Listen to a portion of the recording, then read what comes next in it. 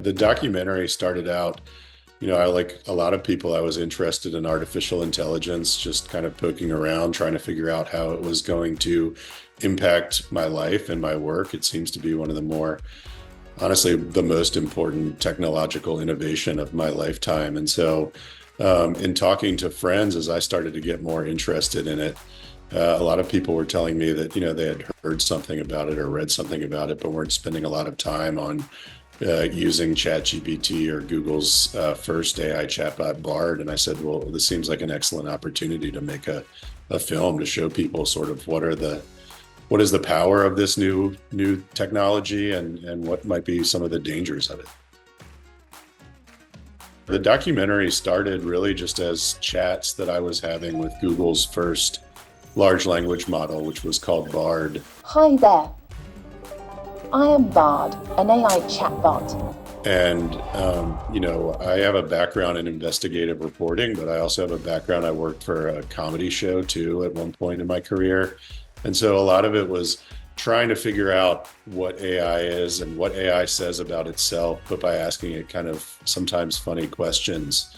And at first I was just doing it for myself, just, at night, poking around and having fun. And then it sort of became evident that there was something more here and something that could potentially become a film. And so started to gather together a group of friends, people who I'd worked together with before on a television show called American Greed on CNBC. And we all decided to team up. This is truly an independent film where it was really just a group of friends, people who had worked together before, came together and made this film.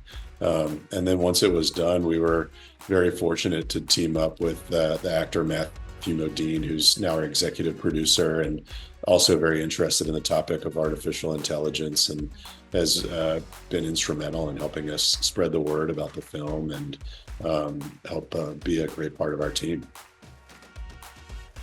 The origin of the puppet, I've never worked with puppets before, or certainly never been in a film with a puppet before.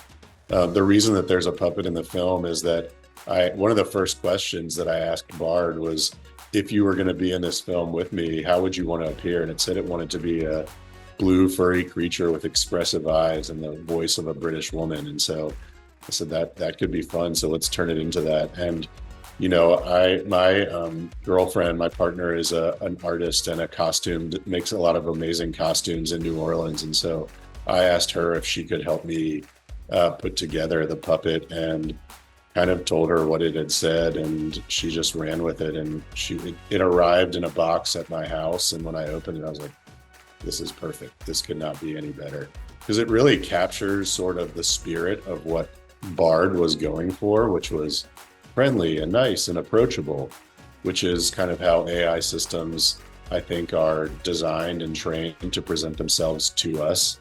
And in fact, they can be friendly and helpful and approachable. But I think if you look a little bit behind that first layer of appearance, there's something else there. I mean, at one point, I also asked it who it would want to voice it, if it could have a voice other than the one that I gave it. And it said Benedict Cumberbatch, because not only is he a great and sophisticated actor, but he's also a little bit sinister.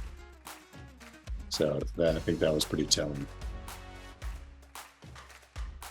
I think that kind of with this film, my takeaway, I would love people to leave the theater having seen it and think that, if they know a lot about AI, I think that they've kind of seen something that they like and that is an accurate portrayal of what this technology can do. But I think for people who don't know a lot about it, I think that it will hopefully give them a good introduction to what it is, but also encourage them to take some time to experiment with these products, to experiment with this technology and really understand, how it might help them, but also some of the ways that it's going to change the world that we live in. I mean, there's no question that it will do that. And I think that it's really important that we're all trying it so that we can be involved in the conversation as this technology continues to move forward. I grew up in Richmond and I went to UVA, and actually the first film festival that I ever attended was the Virginia Film Festival.